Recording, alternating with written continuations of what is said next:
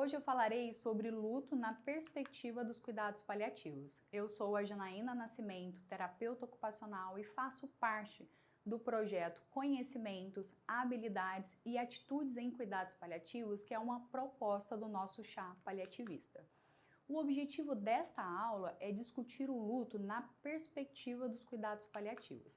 Essa é uma figura amplamente utilizada em cuidados paliativos, em que nós conseguimos visualizar o papel dos cuidados paliativos durante a doença ameaçadora da continuidade da vida e o luto.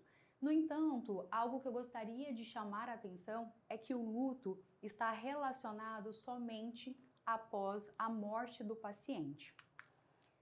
Diante disso, precisamos considerar o luto durante todo o processo de cuidado de uma pessoa com a doença ameaçadora da continuidade da vida.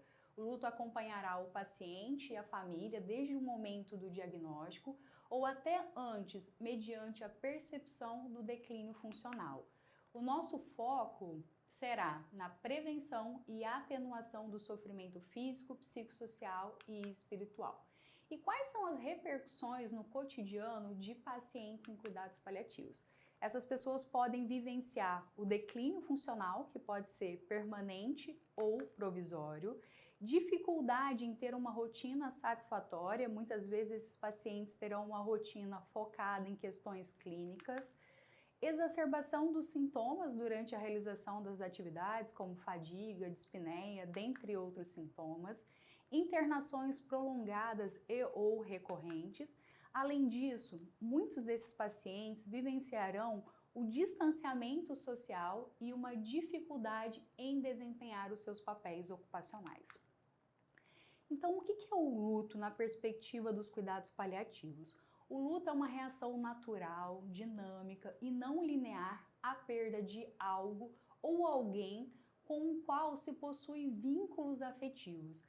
Embora frequentemente associado à morte, o luto também se manifesta em outras formas de perda, o que é muito importante que nós, profissionais de saúde, terapeutas ocupacionais e fisioterapeutas, façamos essa consideração. A dependência e a perda da autonomia são fontes significativas de sofrimento e muitas vezes vão provocar um processo de luto. Além disso, a experiência do luto é individual e subjetiva.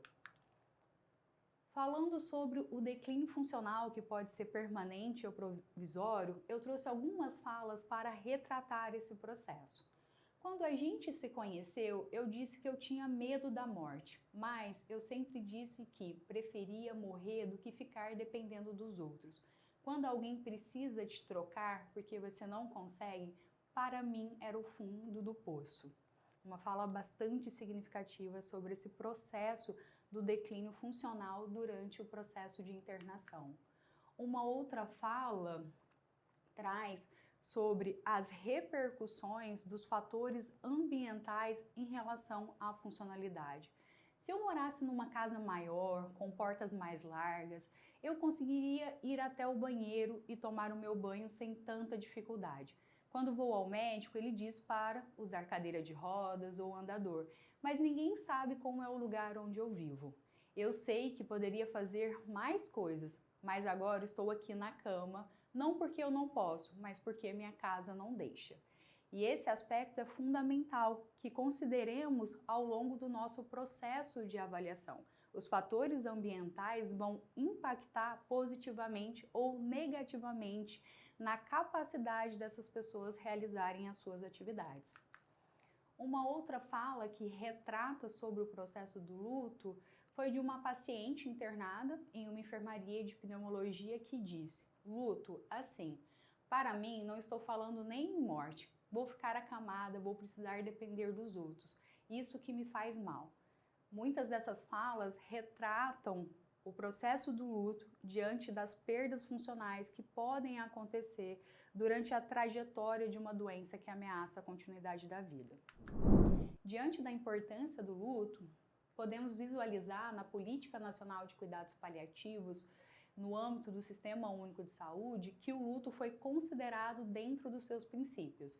eles trouxeram que a promoção de modelo de atenção centrado nas necessidades de saúde da pessoa cuidada e de sua família, incluindo o acolhimento ao luto. Então, não podemos esquecer deste processo do luto durante a nossa avaliação. Diante desse aspecto que é tão importante, precisaremos considerar os fatores de risco para o processo de luto e os fatores de proteção.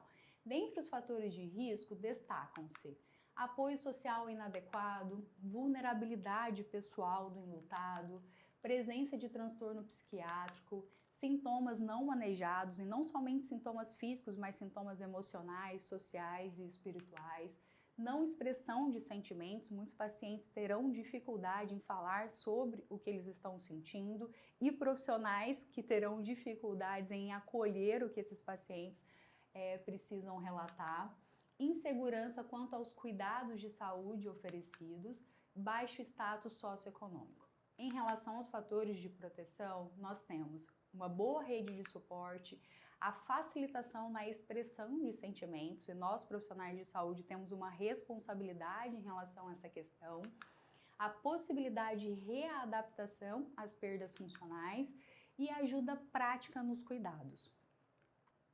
Dentre as possibilidades de intervenção, eu gostaria de destacar: favoreça e incentive a expressão dos sentimentos desses pacientes, de suas famílias, ofereça uma escuta ativa, demonstrando interesse e atenção no que a pessoa está dizendo, favoreça o controle de sintomas físicos, emocionais, sociais e espirituais, estabeleça uma comunicação clara e empática. Ao final de uma intervenção, pergunte ao paciente o que ficou para você do que eu disse, para que de fato você possa compreender se esse paciente entendeu as informações que foram faladas, demonstre interesse pelos valores e crenças deste paciente e de sua família. Além disso, crie espaços de suporte e compartilhamento entre a equipe de profissionais. E por último, gostaria de deixar essa mensagem-chave, que o luto não é exclusivamente sobre a morte. O luto perpassará por todo o processo de cuidado, desde o diagnóstico de uma doença ameaçadora da continuidade da vida. Muito obrigada!